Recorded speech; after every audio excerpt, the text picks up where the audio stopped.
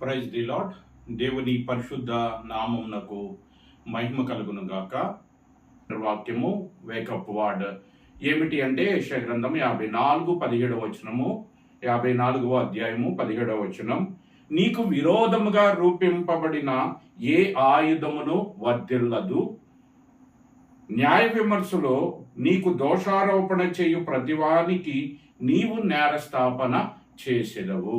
దేవుడిచ్చినటువంటి వాగ్దాన రూపకమైనటువంటి వాక్య భాగం ఇది. తన ప్రజలైనటువంటి ఇశ్రాయేలీలకు దేవుడిచ్చినటువంటి వాగ్దానం. ఈ యొక్క వాగ్దానము కేవలం ఇశ్రాయేలీలకు మాత్రమే కాదు, కానీ ప్రభువైనటువంటి యేసుక్రీస్తు ద్వారా మనం అందరము కూడా ఈ యొక్క వాగ్దానము పొందటానికి అర్హులమై ఉన్నాం. ప్రభువైనటువంటి యేసుక్రీస్తు ద్వారా మనందరము అబ్రహాం సంతానంలో చేర్చబడ్డాము కనుక ఈ వాగ్దానము ఇశ్రాయేలీలకు మాత్రమే కాదు, కానీ మనకు కూడా ఆపాదింపబడుతుంది. మన యొక్క జీవితాల్లో కూడా ఈ వాగ్దాన ఫలమును అనుభవించటానికి మనము కూడా అర్హులమై ఉన్నాం. యొక్క లేఖన భాగంలో 2 వాగ్దానాలు మనకి కనబడుతూ ఉన్నాయి. ఆ 2 వాగ్దానాలు ఏమిటి అంటే, ఒకటి, నీకు విరోధముగా రూపింపబడిన ఏ ఆయుధమును వర్ధిల్లదు.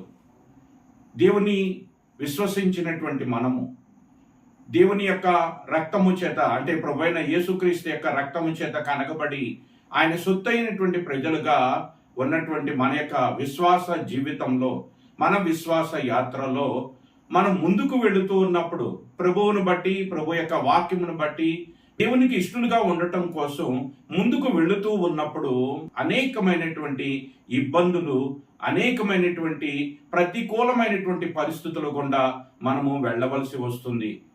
ఆ రీతిగా మనం విశ్వాస యాత్రలో అనేకమైనటువంటి ప్రతికూలమైనటువంటి పరిస్థితుల గుండా వెళుతూ ఉన్నప్పుడు మనకు విరోధముగా రూపించినటువంటి ఏ ఆయుధము కూడా అది పని చెయ్యదు అని దేవుడు ఈ యొక్క మాట ద్వారా మనకి వాగ్దాన రూపకంగా దేవుడు మనకి గుర్తు చేస్తూ ఉన్నాడు. మన యొక్క విశ్వాస యాత్రలో మనకు విరోధముగా చట్టాలు చేయబడిన, లేక మంత్రాలు, తంత్రాలు, ఇలాగా సాతాను అనేక రీతులుగా మనుషులను ప్రేరేపించి మనకు విరోధముగా నిలవబెట్టిన, మనకు తెలిసి మనకు తెలియకుండా అనేక మంది మన విశ్వాస జీవితంలో మనలను విశ్వాసంలో నుండి పడగొట్టడానికి, దేవునికి దూరము చేయటానికి సాతాను చేత రేపబడినటువంటి ఆయుధములుగా అనేక మంది ఉన్నప్పటికీ దేవుడు అంటున్నటువంటి మాట, ఏ ఆయుధమును నీకు విరోధముగా రూపింపబడినది వర్ధిల్లదు. కారణం ఏమిటంటే, నేను మీ పక్షముగానున్నాను. దేవుడు మన పక్షముగా ఉంటే, భక్తుడైనటువంటి దావీదు సెలవిచ్చినటువంటి రీతిగా, యెహోవా తమకు దేవుడిగా గల జనులు ధన్యులు. ఎవరైతే దేవుణ్ణి కలిగి ఉంటారో, ఆ దేవుణ్ణి కలిగినటువంటి వారు, ఆ దేవుణ్ణి సొత్తైనటువంటి ప్రజలుగా ఉన్నటువంటి వారి యొక్క జీవితంలో విరోధముగా రూపింపబడినటువంటివి ఏవి కూడా అది వర్ధిల్లో. అవి చట్టాలైనా వర్ధిల్లో, మంత్రాలు తంత్రాలు అయినటువంటివి అయినా అవి ఏమాత్రము కూడా వర్ధిల్లవని దేవుడి యొక్క వాక్యము ద్వారా వాగ్దాన రూపకంగా దేవుడు మనల్ని బలపరుస్తూ ఉన్నాడు.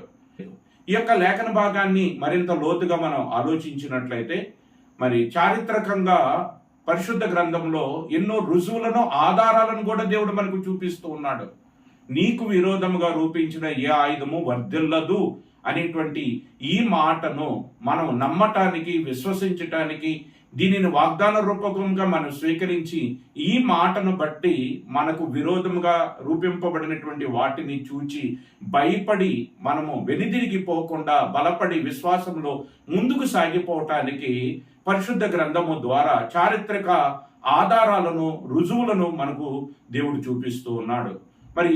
ఈ యొక్క లేఖన భాగాన్ని అర్థం చేసుకుంటానికి పరిశుద్ధ గ్రంథంలో దేవుని ప్రజలైనటువంటి ఇశ్రాయేలు, దేవుని సొత్తైనటువంటి ఇశ్రాయేలీలు ఐగుప్తులో నుండి బయలుదేరి వస్తూ ఉన్నప్పుడు వాళ్ళకు విరోధముగా అనేక మంది నిలబడటాన్ని మనం ఈ యొక్క పరిశుద్ధ గ్రంథంలో చూడగలం. ఆ రీతిగా నిలబడినప్పుడు వారి తంత్రాలను, వారి మంత్రాలను, వారి కుతంత్రాలను, వారి ఆలోచనలను దేవుడు ఏ రీతిగా చెదరగొడుతూ వారిని ముందుకు నడిపిస్తూ వచ్చాడో వాటన్నిటిని కూడా మనం పరిశుద్ధ గ్రంథంలో చూడగలం. ఒకానొక సందర్భంలో ఇశ్రాయేలీలు మోయాబీలు గుండా వెళ్ళవలసి వచ్చింది.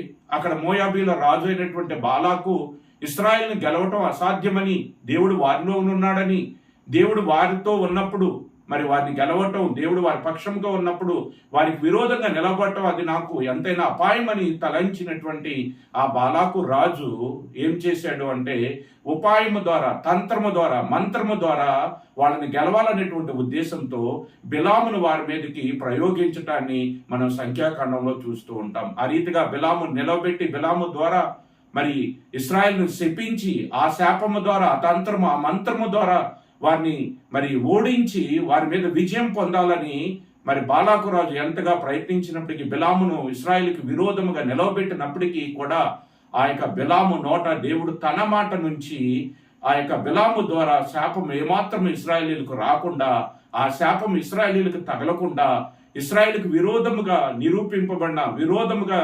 నిలవబడినటువంటి ఆ యొక్క బిలామును, బాలాకును దేవుడు అడ్డగించి వారి ద్వారా ఏమాత్రము కూడా ఇశ్రాయేలుకు అపాయం రాకుండా మరి దేవుడు వారిని సురక్షితముగా ముందుకు తీసుకువెళ్ళినటువంటి ఆ యొక్క చరిత్రను దేవుడు మనకు ఆధారంగా చూపిస్తున్నాడు, ఒక రుజువుగా చూపిస్తూ ఉన్నాడు.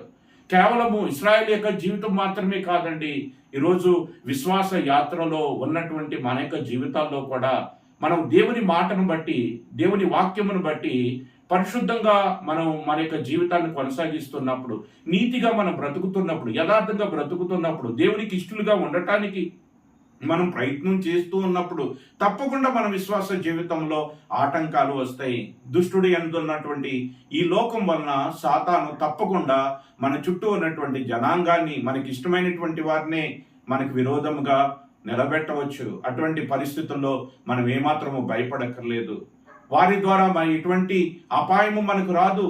మనకు విరోధంగా రూపింపబడినటువంటి ఏ చట్టము కూడా, ఏ తంత్రము, మంత్రము కూడా నిలవదని దేవుడి యొక్క వాక్య భాగము ద్వారా మనల్ని బలపరుస్తూ ఉన్నాడు.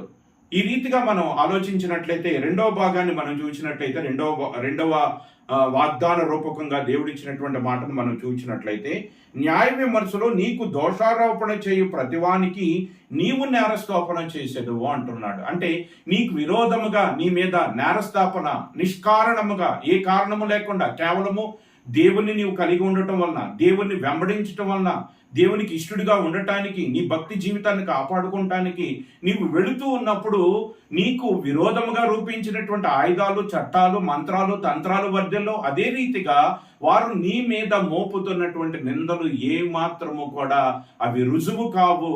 అంతే మాత్రమే కాదు, నీకు విరోధముగా నీ మీద నేరము మోపినటువంటి వారి మీదే నీవు దోషారోపణ చేసేటువంటి స్థితిని నీకు కల్పిస్తాను అని దేవుడు ఈ యొక్క రెండవ వాగ్దానం ద్వారా దేవుని సొత్తు అయినటువంటి ప్రజలుగా ఉన్నటువంటి మనల్ని ఆయన బలపరుస్తూ ఉన్నాడు. దీనికి కూడా చారిత్రక ఆధారాలను దేవుడు చూపిస్తూ ఉన్నాడు. మొర్దెకై అనేటువంటి ఒక భక్తిపరుడు, ఒక నీతిమంతుడు ఉన్నాడు. ఆ భక్తిపరుడైనటువంటి ఆ యొక్క మొర్దెకై మీద నిష్కారణంగా, ఏ కారణము లేకుండా అతని మీద నింద మోపి, అతడు రాజద్రోహం చేశాడని చెప్పి అతన్ని ఉరి తీయాలని అతని కొరకు ఒక ఉరికంబాన్ని ఏర్పాటు చేశాడు దుష్టిని సంబంధి అయినటువంటి హామాను.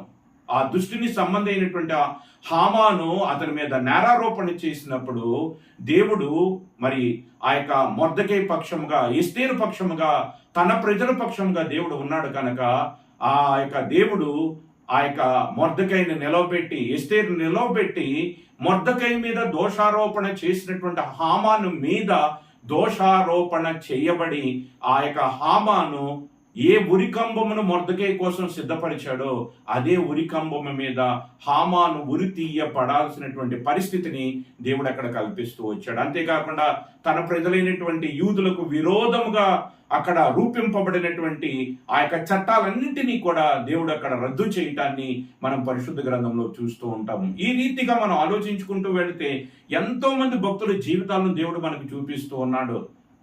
దానియేలు ప్రార్థిస్తూ ఉన్నప్పుడు దానియేలు యొక్క ప్రార్థనా జీవితాన్ని, భక్తి జీవితాన్ని ఆటంకం కలిగించాలని, అతను ఏ రీతిగానైనా దేవునికి ప్రార్థన చేయకుండా అతన్ని ఆపాలనేటువంటి ఉద్దేశంతో దుష్టుని యందున్నటువంటి అక్కడ ఉన్నటువంటి మనుషులు అతనికి విరోధముగా నిలవబడి అతని మీద నేరం మోపి అతన్ని తీసుకుని వెళ్ళి సింహాల బోన్లో పడవేసేటట్లుగా చేశారు. అయితే దేవుడు ఏం చేశాడో మనందరికీ తెలుసు. ఆ యొక్క ప్రార్థనా జీవితాన్ని అతడు ఏమాత్రము విడిచిపెట్టకుండా తన పరిశుద్ధతను విడిచిపెట్టకుండా దేవునికి ఇష్టలుగా ఉండటానికి అతడు ఎల్లప్పుడూ ప్రయత్నం చేస్తూ, చట్టాలు వ్యతిరేకంగా ఉన్న, మనుషులు వ్యతిరేకంగా నిలబడిన తన భక్తి జీవితాన్ని, తన విశ్వాస జీవితాన్ని, ప్రార్థనా జీవితాన్ని ఎక్కడా కూడా అతను ఆపలేదు.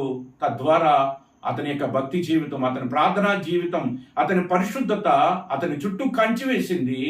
అతనికి విరోధముగా ఉన్నటువంటి మనుషులు ఆ తర్వాత ఏమయ్యారో మనకు తెలుసు. ఏ సింహానికి దానియేలు మరి ఆహారముగా వేయబడ్డాడో ఆ సింహానికి దానియేలుకు విరోధముగా నిలవబడినటువంటి మనుషులందరూ కూడా ఆహారముగా మారిపోయారు. ఆ యొక్క సింహము దానియేలుని ఎందుకు ముట్టలేదు అంటే, దానియేలులో దేవుణ్ణి ఆ యొక్క సింహం చూడగలిగింది.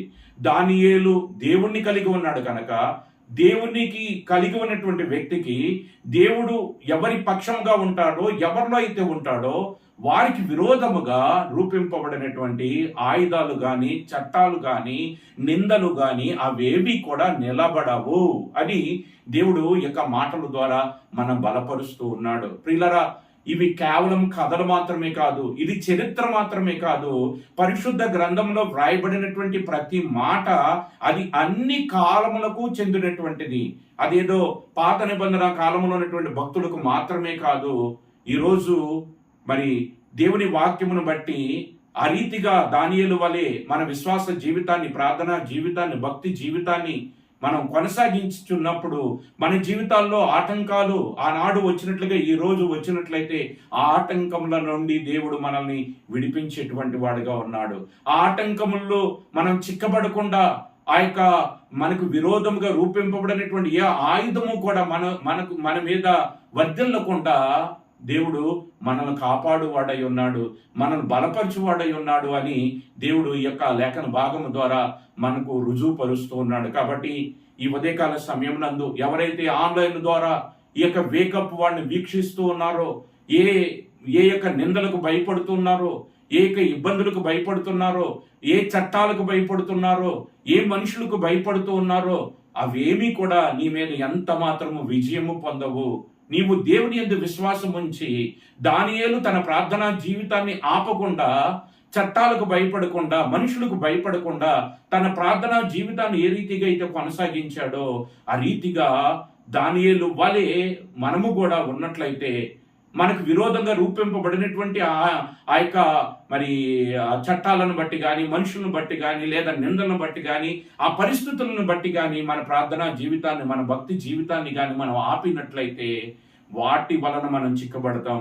వాటిని కొనసాగించినట్లయితే, భక్తి జీవితాన్ని మనం కొనసాగించినట్లయితే వాటి మీద మనం విజయాన్ని పొందగలుగుతాం. కారణం ఏమిటంటే, దేవుడు మన పక్షముగా నుండి మనకు వీటన్నిటిలో కూడా ప్రభువైన యేసుక్రీస్తు ద్వారా జయమును అనుగ్రహించేటువంటి వాడు. కాబట్టి దేవుడు ఈ ఉదయకాల సమయం నందు మనల్ని ప్రేమించి మనకి ఇచ్చినటువంటి ఈ యొక్క లేఖన భాగాన్ని వాగ్దాన రూపకంగా మనం స్వీకరించి, మనము మరి భయపడవద్దు అని ఆయనే సెలవిచ్చి ఉన్నాడు కనుక, ఆయన చెప్పినటువంటి రీతిగా మరి ఈ మాటలను ఆధారం చేసుకొని మరి భక్తుల యొక్క జీవితాలు మనకు దేవుడు చూపిస్తూ ఉన్నాడు కనుక, ఆ భక్తులను మరి వారి వలె మనము కూడా జీవించటానికి, భక్తి జీవితాన్ని కొనసాగిస్తే ఈ వాగ్దానాన్ని మన జీవితాల్లో స్వతంత్రించుకొని మనం విజయముతో మరి ముందుకు సాగిపోగలము. ఆ రీతిగా మరి దేవుడు మన కొరకు సిద్ధపరిచినటువంటి నిత్య జీవాన్ని మనం స్వతంత్రించుకోగలం. దేవుడు మనకి ఇచ్చినటువంటి ఈ యొక్క వేకప్ వాడి క్యాలెండర్ వాక్యాన్ని మరొకసారి చదువుకొని ముగించుకుందాం. యెషయా గ్రంథము 54వ అధ్యాయము 17వ వచనం.